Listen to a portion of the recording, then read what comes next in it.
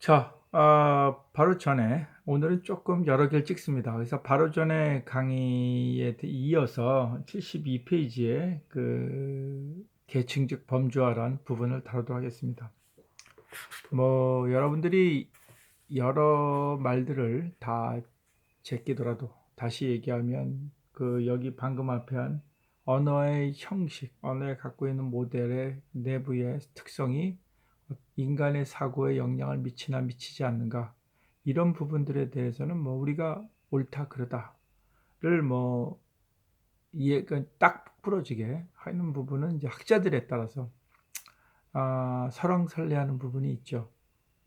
물론 특정 예에 따라서는 이 학자의 말이 옳을 수도 있고 또 다른 학자의 주장이 옳을 수도 있습니다. 그러나 중요한 것은 언어에서 여러 가지 그 특징 중에 하나가 바로 여러분 그 책의 넷째 줄에 그 소위 계층적 범주화 체계 hierarchical categorization, 방금 이 얘기했죠.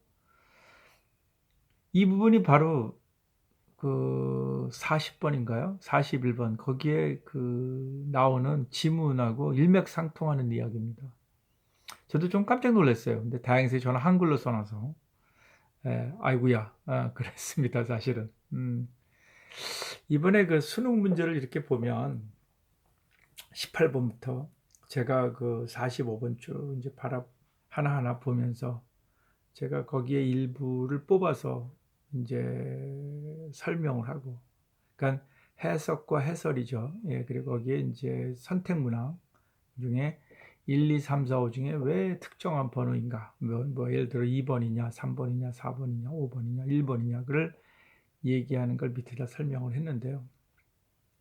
그 지문들 중에서 그 사실 18번부터 45번이면 약 27개 아닙니까? 그 중에 밑에 40번, 45번 지문 2개에 5문제 아닙니까? 그러면 우리가 27 중에 그 5개를 빼면 그러면 어떻게 됩니까? 23개가 될까요? 22개. 22개하고 그다음에 2개 더 24개의 지문이 있다, 이렇게 볼 수 있겠죠. 그 24개의 지문 중에서 이렇게 순서 맞추는 거는 제가 한 8개는 뺐어요. 왜냐하면 뭐 BCA냐, ABC냐, 또는 CBA냐, 뭐 이런 것들은 별로 이렇게 저한테는 크게 와닿는 문제들이 아니라서 그런 걸 빼고 주로 이제 지문을 읽고 뭐 적절한 표현, 제목을 찾는다던가 또는 틀린 것을 골라낸다던가 또는 이제 긴 밑줄 칸에 넣는다든가. 근데 그게 이제 22개 중에 아까 8개를, 그러니까 제가 18개니까 그렇죠. 18개면 4개는 뺀 거죠. 18개 정도를 한 17개 정도 얘기합시다. 거기를 해석을 하는데 보통 scientific이라는 단어가 5군데 이상 나오는 것 같아요. 그리고 언어학적 개념이 저변에 깔리는 게 그대로 한 40% 정도 나오지 않나 싶어요. 21번 같은 경우 23번인가요? 토마스 쿤 나오는 것도 언어학의 아주 핵심적인 요인이고요. 그리고 이제 아까 말한 그 카테고라이제이션도 그 우리가 계층화라고 할 수 있지 않습니까? 그래서 범주화의 계층에서 범주화, 이런 것을 분류화, 분류성 이렇게 얘기할 수가 있는데요. 사실 카테고라이제이션이란 말은 그 통사론, 그 언어학의 통사론에서는 품사를 가리키기도 합니다. 카테고리. 그래서 우리가 팔품사 그러면 eight, eight part of speech로 얘기하는데요.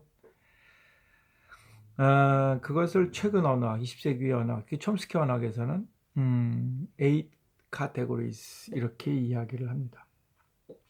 그래서 그 72번 보면 그 의미적인 측면으로 이미 카테고리가 돼 있다는 얘기죠. 예, 그래서 뭐예요? 바로 우리가 20곡의 문제 맞히는 그 식의 방식이 가능하다. 그래서 살아있습니까? 죽었습니까? 아니면 뭐 식물입니까? 동물입니까? 사실 카테고리 만드는 거죠. 네, 바로 그 수능의 문제의 아주 핵심 부분입니다. 그래서 그렇게 돼서 일단 특정한 것이 정해지면 거기에 여러 산재된 요소들을 이제 그룹핑하는 거죠. 묶어가는 거예요. 예. 이것이 바로 이제 쉽게 얘기하면 인간이 언어를 배워가는 과정, 아동들이 아주 특출나게 나타나는 모습이라는 거죠. 이렇게 언어를 배우는 아동들은 그 인간의 결국 이러한 그 범주화 또는 분류화의 나름대로 저변까지 습득을 하게 된다. 이렇게 이해할 수가 있습니다. 그래서 그 오른쪽 보면 뭐 상위 범주, 기본 범주, 하위 범주, 그리고 또 하나는 이러한 범주 또는 분류가 가장 잘 나타난 게 뭐냐? 그게 바로 사전이죠. 사전.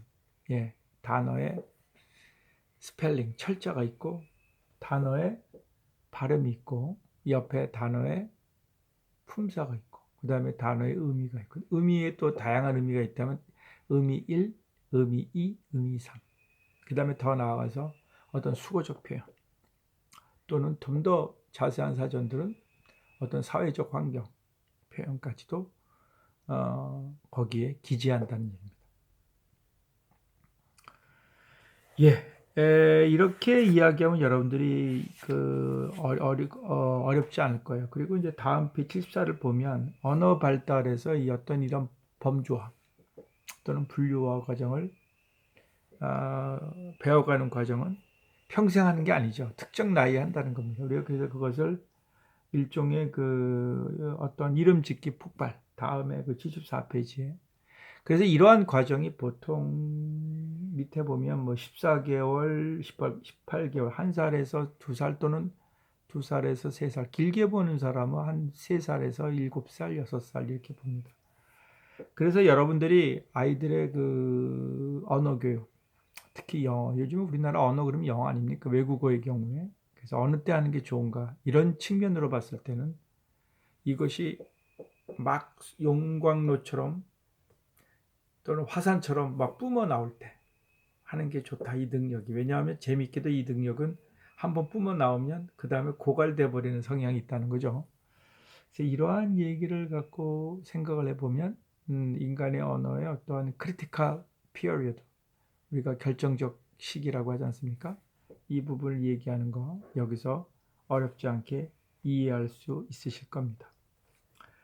그 다음에 통설원 형태론의 인지 과정인데요. 그래서 아주 어린 아동조차도 영어 통설원과 형태 인지적 함축을 인지적 머릿속에 들어있는 그 인식하고 있다는 증거가 이제 그 연구자들 통해서 밝혀졌다는 얘기죠. 그래서 밑에 보면 그 영어 문장을 주고 그 음성 메시지와 함께 만화 영어가 텔레비전 화면으로 오른쪽 페이지입니다. 75. 이 한 만화는 곰 한 마리가 테이블 위로 달려나고 다른 만화는 테이블 아래로 들어가는, 그래서 아이들은 메시지에 맞는 화면을 일관성 있게 더 자주 쳐다본다. 이게 뭐냐면 Look at the bear running on the table. 그러면 한쪽을 그 만화에 거기에 맞는 쪽을 더 자주 본다라는 이러한 그 연구를 보면 아이들이 단어만 인지하는 게 아니라 단어를 조합해서 어떤 의미 전달, 종합적인 의미 전달에 대한 부분도 인식한다. 구조를 알고 있다는 얘기죠. 그 얘기입니다. 이중 언어에 대해서는 사실은 그 75페이지에 많은 학자들이 그 처음에 이중 언어를 인지하기 시작했을 때는 이것이 아이들의 그 인지 또는 어떤 그 지능 발달에 상당히 그 장애가 된다고 했습니다. 그래서 어떤 사람들은 아이들을 어릴 때 미국 데려가서 있으면 한국어 영어가 충돌이 돼서 뭐 죽도 밥도 안 된다 이런 식으로 얘기를 한다는 거죠. 그런데 이제 뭐 쭉 읽어 보시면 그냥 읽으면 되세요.